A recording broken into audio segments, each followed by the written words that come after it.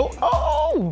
I'm turned on by both. We wanted to conduct an experiment here in this beautiful bar where we could actually put perceived masculinity to the test. So what you'll see is our wonderful subject, Broderick, portraying two different versions of himself. One that tends to be so much more traditionally masculine in how he conducts himself. The guy on the right didn't smile, so I feel like you have this inclination where you want to win him over. People like the chase. I would fuck the guy on the right. I would probably be in a relationship with the guy on the left. And the other one where he tends to be less so and can show a very different side of himself. I feel like he's more approachable. Could be gay? To determine if people do tend to be a little bit more attracted to the traditionally masculine traits, we can kind of show a lot about ourselves based on how much or how little we're smiling. People tend to say that they're really attracted to the bad boy, which is a little bit more of a smolder. This guy on the right would let me have it, like, yeah, I'm gonna give it to you hard. And then this guy's like sweet, like we could have a good giggle. This experiment is actually really interesting because it's not about the differences between masculine or feminine, but how we're valuing that. You can take the test as it's going along and see what comes up for you.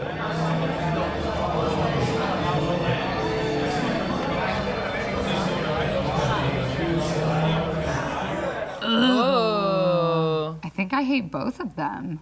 Nah, I'm into the one on the right. What is dicks Tell me about manspreading, what's that? I am not doing that, but you're just like, yeah, post. whatever. Oh, I didn't mean to. I like the guy on the left, the way that he's sitting up, his clothing. This guy might be too proper for me. He seems a little more at ease, so I'm more inclined to go with the right. Someone might try to order a drink, and since this guy's spread out, they can't get to him. The man on the right, I like more. Because I love sweatpants.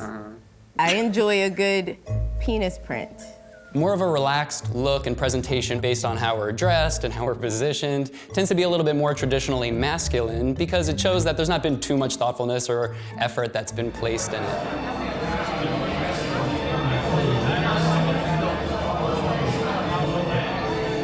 The guy on the left is really theatrical. I can tell that he's a little bit more effeminate in his gestures, but I find that kind of sexy. You're a good buddy. You're not the type of person that I want to take home with me. I know what firework looks like. Yeah. To do that. His body language reads a lot friendlier than the other guy. It was easier to just focus on Mr. Right because he was just staring at you. I need that game, that like, are you interested in me, aren't you? Like, that's what entices me. Hand gestures. I tend to use a lot of hand gestures. From one version of Broderick, you'll see him using his hands a lot more, and that tends to be less traditionally masculine because it's opening up a little bit more of like an emotional vulnerability. Did you see that shot though? Dude, that thing was crazy. The whole apartment started going wild, man.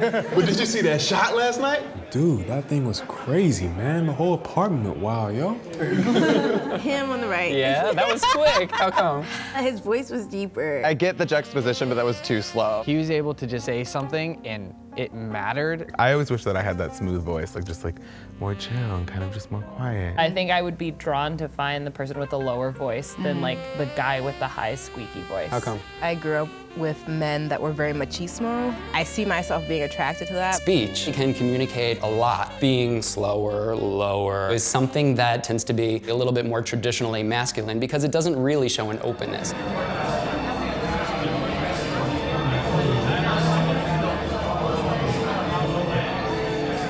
I mean, definitely on the right. Yeah. He's way more engaged. So you find yourself really drawn to the one that's gonna be like locked in. Hell yeah. He's leaning in a little bit. That's endearing. He looked like he was actually paying attention and cared. What do you hate about the guy on the left? He's just looking at other people. Don't make eye contact, don't look at them. So just that little snippet is like, oh, that's sexy. Eye contact really conveys a lot of intimacy because when you're looking directly at somebody's eyes, it's kind of like looking into the window of their soul. So there can be an emotional connection from that. So what happened between you and your ex?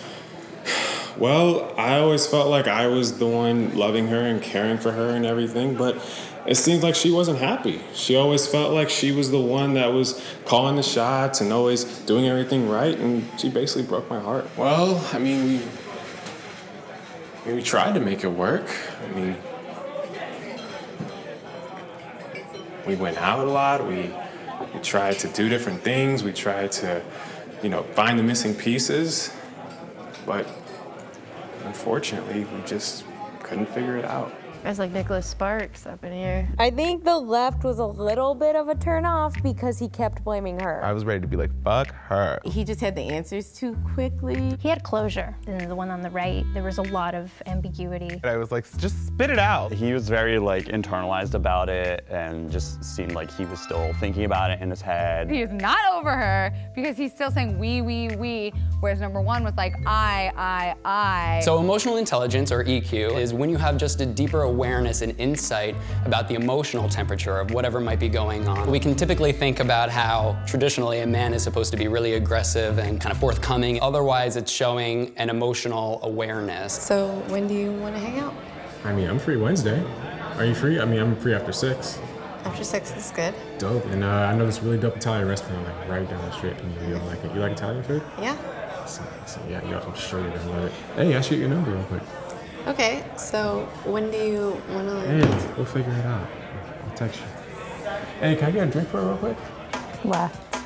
Yeah, no way on the right. I'd rather have like an exact plan and footprint. It just makes you feel like the person cares about you more. It's always like, yeah, well, whatever, we'll figure it out. And that means that I'm never gonna see you again. Shit, I feel like I'm such a slut, so I'd probably pick the one on the right. Maybe I'm a flake. I don't know. The pressure freaked me out. He knew how to play it. It was suave. So there's something cool about it. It felt cool. Yeah, the other guy was like, can you get out your decal while we try and match a date and time together? Commitment tends to be something where we can tell a little bit about a person. And traditionally speaking, a man isn't supposed to be as committed or available. It's kind of what you think of as like the aloof guy. What's attractive about that? It's like, I don't know what the fuck is attractive about. What is it? That's something deeper, like rooted in me, where I'm like vying for someone's attention, right? Like, I don't know. That's fucked up, man. I don't know. I definitely think that gender norms still actually influence, though I do think that there's been an evolution overall in terms of what that might mean and how things have been redefined. Some of us really exist more in an emotional side, some of us exist in so much more of a rational side, and it feels like that those are two competing forces, and when we're guided by what society tells us is okay and normal, then we're gonna be shifted to one end of the spectrum instead of being able to have a more realized sense of ourselves as balanced overall. Let the nipples fly, let it breathe. So I enjoy when men let it breathe too. Yeah, it makes yeah. me really happy.